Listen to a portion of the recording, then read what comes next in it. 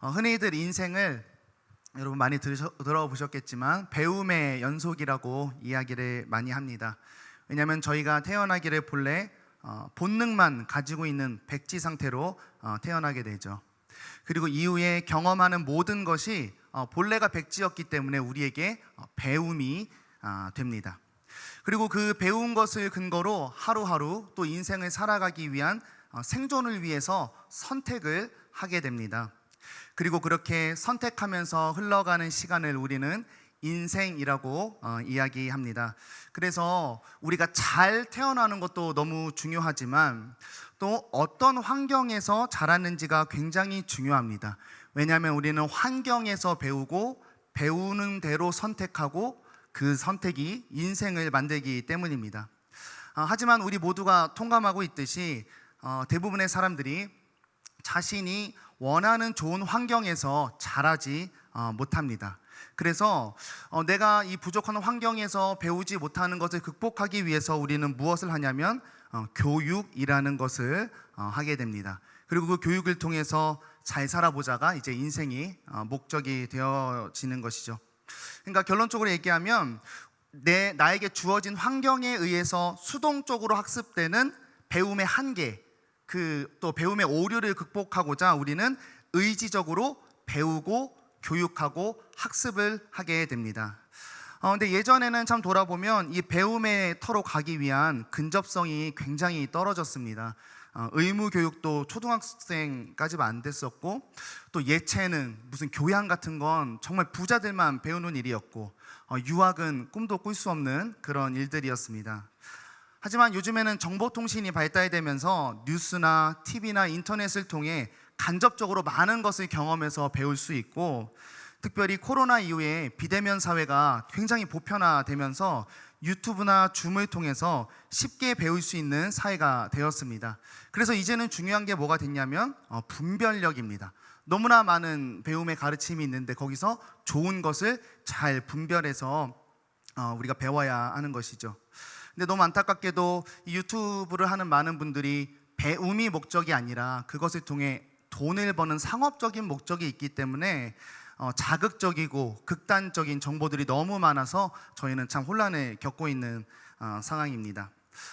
지금 우리 인생도 이렇게 배움에 관한 이야기가 있는데 신앙의 영역도 마찬가지라고 생각이 됩니다. 저희는 태어나기를 오염된 본성을 갖고 태어났고 또 죄인의 신분으로 태어났습니다. 게다가 태어나서 밟아내는 우리의 삶의 모든 세상이 죄의 질서로 운영되고 있기 때문에 그냥 자연스럽게 살면 죄를 자연스럽게 학습하고 죄를 향한 인생을 살게 되고 죄가 가지고 오는 죽음에 도달할 수밖에 없는 게 우리의 현실입니다. 그래서 필요한 것은 뭐냐면 의지적으로 이 세상의 죄된 질서와 다른 생명의 길을 전해주는 배움의 터를 저희가 의지적으로 향해야 됩니다. 오늘 이제 본문 말씀 보면 이스라엘에서는 이 배움을 하나님께로 가도록 하는 이 배움을 종교 지도자들이 행하고 있었습니다. 그런데 안타깝게도 이들이 가르치는 배움은 백성들을 생명보다는 더 각박한 상황으로 옮겨가게 되었습니다.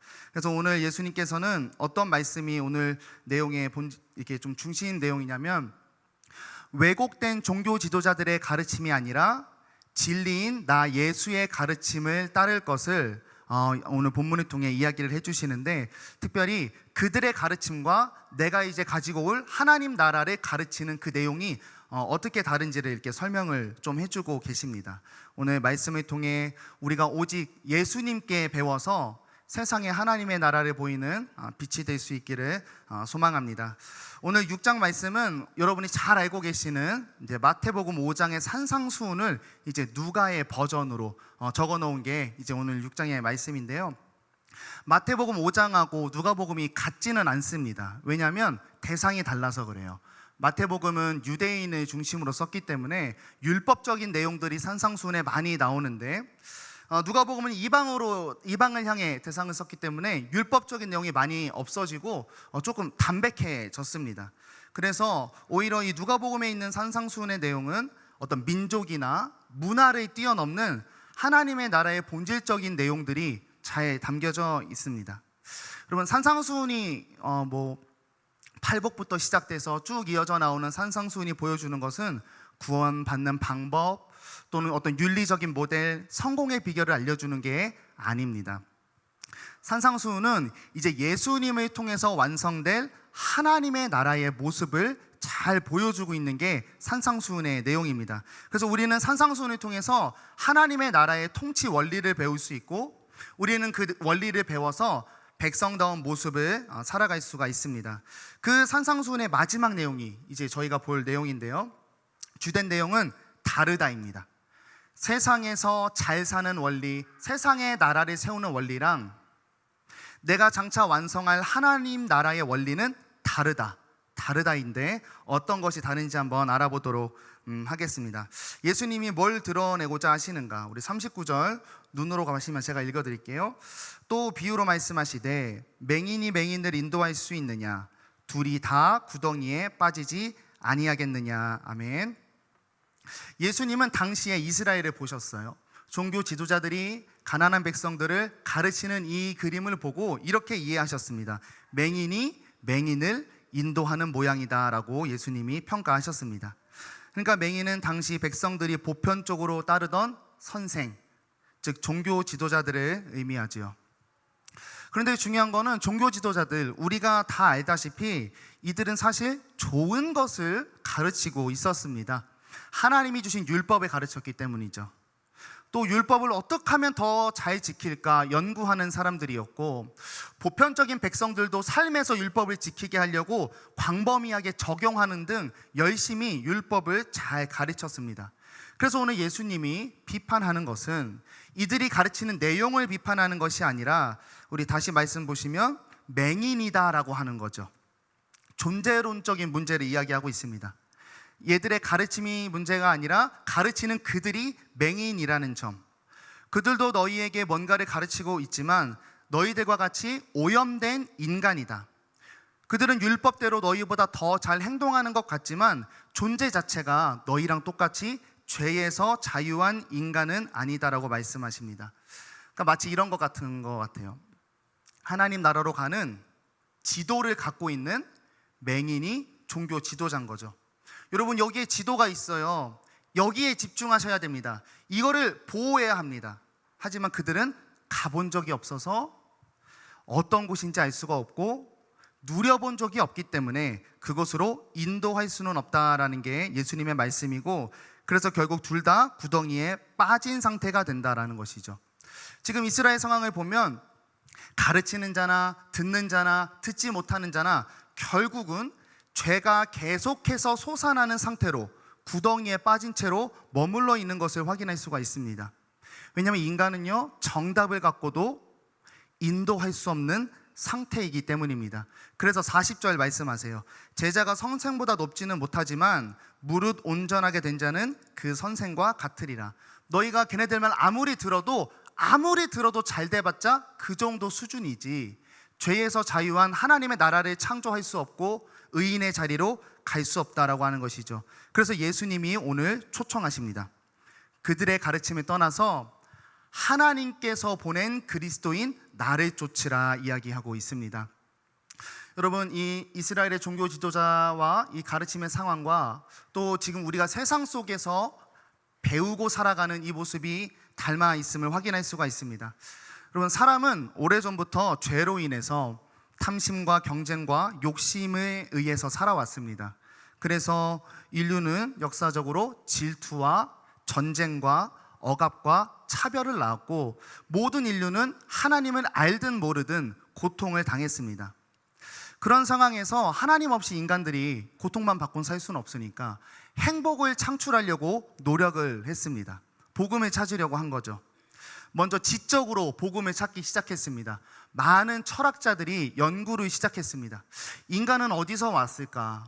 왜 살아야 하는가? 어디로 가는가? 무엇을 하면 행복할까? 세상은 왜 만들어졌는가? 세상은 가장 근원되는 물질은 뭔가? 여러 가지 연구를 시작했습니다. 그래서 이 연구를 통해서 많은 부분을 발견했어요. 하지만 인간에게 만족과 행복을 줄 수는 없었습니다. 왜냐하면 인간은 하나님과 연결돼서 영적인 공급을 받아야 하거든요. 지적인 운동이 실패하자 이제 어떤 운동과 구조를 만들어서 행복을 찾아보려고 했습니다. 많은 정치가들이 했던 많은 정치 제도들이죠. 철학자들이 발견한 지혜를 가지고 정치를 하기 시작했습니다. 그런데 평등을 강조하면 자유가 제한되면서 전체적으로 퇴보하게 되고, 또 자유를 강조하면 계층이 나눠지면서 항상 소외자들이 생기게 되었습니다. 왜냐하면 제도가 아무리 좋아도 인간이 죄인이어서 도덕적으로 타락했기 때문에 좋은 제도도 나만을 위한 이기심으로 사용하기 때문에 샬롬에 이를 수 없었죠. 이런 인간의 노력이 안 되니까 사람들은 세 번째로 종교적인 노력을 하기 시작했습니다. 초월적인 존재를 찾아갔어요. 미신, 자연을 섬기고 토테미즘, 무당을 섬기면서 샬롬을 찾아보려 했지만, 모든 종교의 특징은 여러분 이기적입니다. 그러니까 소위 말해서 우리가 복비를 주면서 이 세계가 평화롭게 해주세요, 이런 걸 안 한다는 거예요.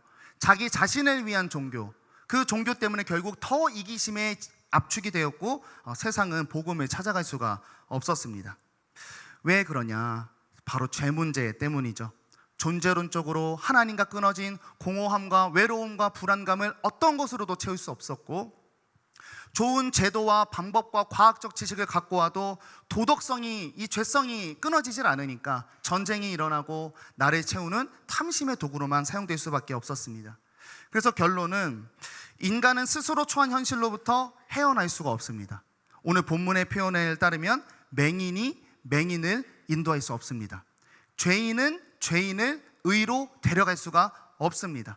그래서 무엇이 필요하냐면, 인간 스스로는 행복도 만족도 생명도 창출할 수 없으니까 인간을 벗어난 초월의 영역에서 무언가 오는 일이 필요합니다. 이게 역사가 증명하는 거죠. 근데 그렇게 오신 분이 실제로 역사에 나타났습니다. 바로 예수 그리스도입니다. 그런데 세상은 여러분 이것을 다 알 수가 없었습니다. 그래서 예수님 없이 하는 최선의 모습이 어떤 모습이었냐면, 지금 바리새인들이 보여주고 있는 모습인데요, 우리 41절, 42절 우리 함께 같이 읽어보도록 하겠습니다. 어찌하여 형제의 눈 속에 있는 티는 보고 내 눈 속에 있는 들보는 깨닫지 못하느냐? 너는 내 눈 속에 있는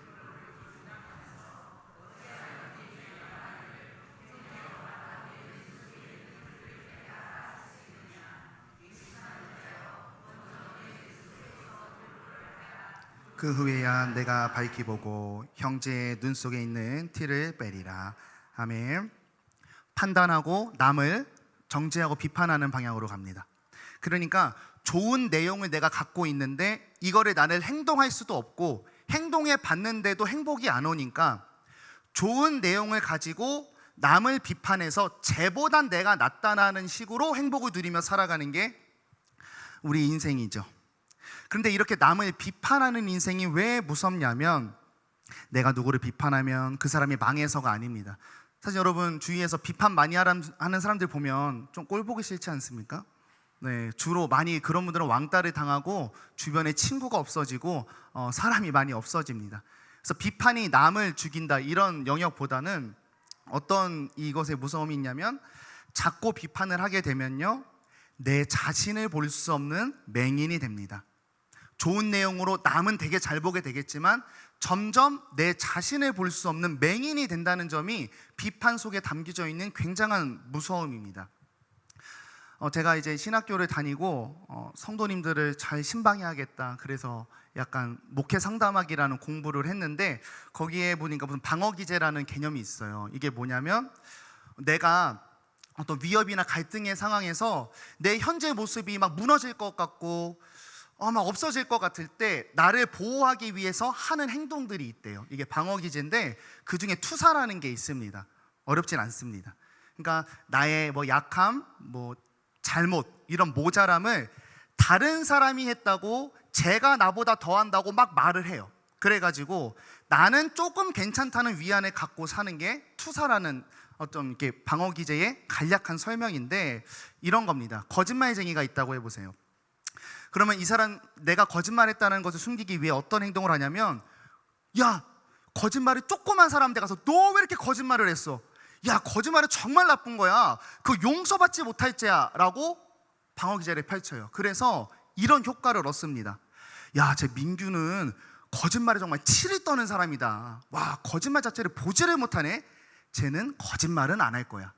이렇게 거짓말을 안 할 사람으로 나를 보이게 만드는 거죠. 근데 이 방어 기제를 우리 선조들은 잘 알고 있었습니다. 그래서 이런 속담이 있죠. 방귀 낀 놈이 성낸다라고 하는 일입니다. 근데 이게 가져오는 진짜 무서움이 뭐냐면 진짜 내 문제를 숨기기만 하지 해결하지 못한다는 점에 있습니다. 이게 비판에 감춰진 올무이고 덫이지요. 근데 신학의 영역에서도 이런 방어 기제가 나올 때가 있습니다. 바로 오늘 종교 지도자들이 보여주는 모습인데 주로 남을 판단하고 정죄하는 모습으로 나타납니다. 우리 교회는 그런 게 없지만 사람들은 교회를 비판할 때 야, 교회에 있는 사람들이 더하더라 했을 때 그 더하더라의 가장 넘버원이 뭐냐면 바로 뒷담화입니다. 같이 얘기하다가 한 명 나갔을 때 우리 얘기하고 있는데 어떤 권사님이 지나갈 때 와, 저 권사님 가방 봐, 너무 반짝반짝하다, 예수 믿는 사람이 저러면 되나, 뭐 이런 것부터 시작해서 권사님 저분은 참 너무 신앙생활 잘하는데 참 욕심이 너무 많은 것 같아 라는 이야기를 하면 우리는 암묵적으로 이런 게 되는 거예요. 이거 같이 한 사람들끼리는 이런 얘기가 되는 거죠. 적어도 우리는 저 정도는 아니다 라고 하는 거죠. 저 권사님은 믿음이 약해, 그쵸? 네, 그러면 암묵적으로 우리는 그래도 믿음은 괜찮다 이런 식으로 하면서 우리가 해야 할 숙제를 남을 비판하는 것으로 안 하게 되는데 이거 정말 무서운 일입니다. 뭐냐면 점점 내 자신을 볼 수 없게 되는 일이죠. 오늘 종교 지도자들도 율법을 가르치고 선포하고 나쁜 일이 결코 아닙니다. 그런데 그 좋은 것을 남을 향해서 판단하고 정죄하다 보니까 결국 법만 남은 차디찬 지성인이 되어버렸습니다. 어떠한 영혼도 긍휼과 사랑과 용서와 자비와 인애로 바라볼 수 없게 되었습니다. 또 율법에 비춰서 내 자신이 긍휼이 필요한 자라고 내 자신을 볼 수 없었습니다. 이렇게 맹인이 되어서 어느 한 명도 좋은 율법을 가지고 하나님께로 인도할 수 없게 되어버린 것이 오늘 종교 지도자들, 또 어쩌면 우리의 연약한 모습입니다. 세상도 똑같습니다. 근데 똑같은데 저희보다 조금 더 심각한 거는 그분들은 계시의 말씀이 없습니다. 그래서 인간에게 참 행복과 만족과 평안을 주는 것이 뭔지 모른 채 이런 것만 하는 거죠. 눈에 보이는 세상의 것을 남보다 조금 많이 갖고 나보다 조금 덜 가진 사람 보면서 난 쟤보다는 낫다라는 마음, 내가 가진 것을 가지고 남을 비교하고 누르고 낮추고 피해주고 강압해서 나는 그래도 괜찮게는 산다라는 복음을 세상은 만들어내서 지금 살아가고 있습니다. 그래서 돈이 있어야 하는 거죠. 그래서 1등이어야 하고 이겨야 하고 인정받아야 하고 남이 많이 부러워하는 취미생활을 합니다.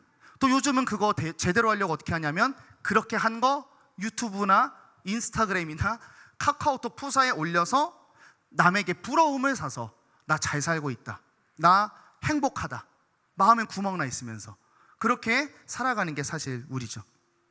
근데 행복해요, 순간순간. 근데 정말 우리 자신을 돌아봤을 때 그것이 우리의 존재 자체를 변화시키는가 하면은 그렇진 않은 것 같습니다. 내가 맛있는 걸 먹는다고 해서, 좋은 여행을 간다고 해서 내 자신에게서 생명과 그리스도의 향기가 나오진 않습니다. 그냥 똑같죠. 여행 갔다 온 죄인이고 스테이크 먹은 죄인입니다. 그리고 오히려 이러한 세상의 복음은 우리를 점점 더 안 좋게 만들어요. 어떻게 만드냐면 뭔가를 갖지 않으면 존재의 의의와 가치가 없는 것으로 인간을 정의해버려요. 그래서 인간을 물질적인 존재로 전락시켜 버립니다. 근데 예수님 말씀하세요. 하나님의 나라는 이렇게 우위와 강요와 크기와 높음과 비교의 원리가 아니라는 거죠. 그런 외적인 것으로 내 내면에, 내 영혼에 행복이 생기는 게 하나님의 나라의 질서가 아니다 라고 말씀하십니다. 그리고 그럼 예수님의 가르침은 무엇이냐? 우리 45절을 한번 읽어보도록 하겠습니다. 선한 사람은 마음에 쌓은 선에서 선을 내고 악한 자는 그 쌓은 악에서 악을 내나니 이는 마음에 가득한 것을 입으로 말함이니라. 아멘. 마음이죠. 그러니까 존재가 바뀌지 않으면 세상으로 아무리 뭘 가져도 선한 게 나올 수가 없다라고 하는 거예요. 이건 마치 썩어버린 나무에 향기 나는 장미를 달아놓은 꼴이죠. 일시적으로 부러워버리고 좋아 보이고 율법을 잘 지키는 것처럼 보이고 구원받은 자처럼 보이지만 그 안에는 생명은 없습니다. 그래서 마음에 선을 쌓으라. 마음에 선이 있는 존재가 되어라. 세상이 말하는 옳고 그름으로 바라보는 게 아니라 선한 일을 하는 사람이 되라라는 이야기를 하십니다. 여러분, 선이 뭘까라고 생각했을 때 여러 가지 정의가 있겠지만 우리가 생각하는 착한 게 선은 아닙니다. 착한 건 착한 거고 선은 오히려 좋은 게 선이지요. 성경에서는 특별히 어떤 게 선이냐면 예수님을 통해서 사람에게 행하신 좋은 일이 선입니다. 뭐냐면 바로 사람을 살리고 생명에 이르게 하는 일이죠. 그렇기 때문에 반대로 악한 건 뭐냐면 생명을 죽이는 게 악한 건데, 그럼 이 선한 거는 뭐냐? 우리 구체적으로 우리 앞에 27절에서 38절에 나와 있습니다. 그냥 말씀드리면 원수를 사랑하는 게 선한 일입니다. 미워하는 자를 선대하는 게 선한 일입니다. 저주하는 자를 축복하는 게 선한 일입니다. 모욕하는 자를 위해서 기도하는 게 선한 일입니다. 왜냐하면 그 방법만이 그 사람을 생명으로 가게 할 수 있기 때문입니다. 근데 여러분, 이거 누가 할 수 있다고 하냐면 선한 사람이 할 수 있대요. 하나님의 선한 일이 우리 마음에 쌓여서 우리가 이제 의지적으로 하나님을 따르게 된, 구원받은, 하나님의 선을 받아서 존재가 선해진 하나님의 백성이 이 일을 할 수가 있습니다. 결론적으로 예수님이 이런 말씀하시는 거죠. 너희가 만일 백성이라면 너희를 구원하기 위한 하나님의 선이 엄청 쌓였을 거야. 구약 내내 보여줬잖아. 사랑하고 용서하고 인애를 베풀고 자비를 베풀고 긍휼을 베풀어서 너희가 하나님께 돌아왔잖아. 너희 안에는 선한 게 쌓여있는 존재잖아. 너희에게서 이런 게 나와야 된다는 거죠. 그리고 이런 하나님을 닮은 것들이 나오는 질서가 된 나라가 하나님의 나라다라고 오늘 말씀이 이야기합니다. 너희가 가진 오름과 율법, 그거는 너희가 갖고 휘두르면서 자기 만족하고 사람을 때리는 용도로 쓰는 게 아니라 너희에게 준 율법은 깃발이죠.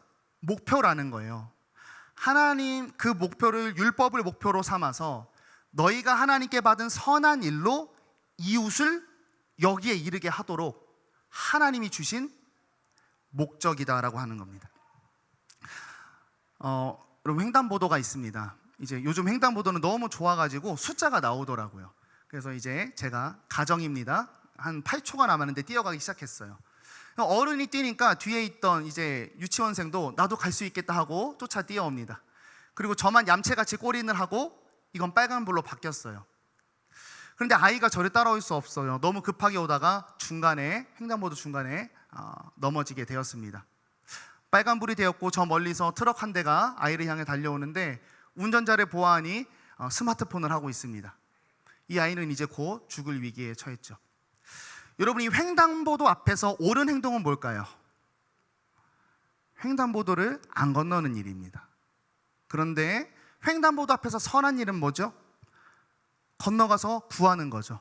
왜냐하면 이 횡단보도 시스템이 가르치는 본래 목적이 생명을 살리기 위함이기 때문입니다. 여러분, 교회 다니다 보면 사실 우리가 말씀을 많이 배우니까 우리 어떤 나의 지체가 잘못된 게 보여요. 근데 말씀을 가지고 그렇게 옳고 그름이 분별되는 실력을 가진 것은 굉장히 좋은 일입니다. 이건 옳은 일이죠. 그런데 그 어떤 집사님의 그런 나쁨을 남들이 다 보는 데서 드러내는 것은 그분을 죽이는 일입니다. 오히려 그렇게 잘못된 집사님께 다가가서 옳은 모습으로 그분을 대해서 잡고 그분이 자기 자신이 부끄러워져서 다시 말씀으로 돌아오게 된다면 이것은 선한 일입니다. 사랑하는 여러분, 만약 우리가 하나님께서 소위 세상에 말하는 옳은 일을 하셨다면 저희는 모두 그분의 공의의 잣대 아래에서 벌써 심판을 받았고 이 세상은 벌써 두 동강이 났을 겁니다. 그런데요, 하나님은 선을 행하셨습니다. 우리가 율법에 의해 이르도록, 그리스도의 장성한 분량에 이르도록 십자가에서 자신의 아들을 찢으시고 또 성령을 우리 마음에 보내셔서 그 생명에 이르는 율법에 이르게 하시는 선을 행하신 것이 하나님의 은혜이고 사랑입니다.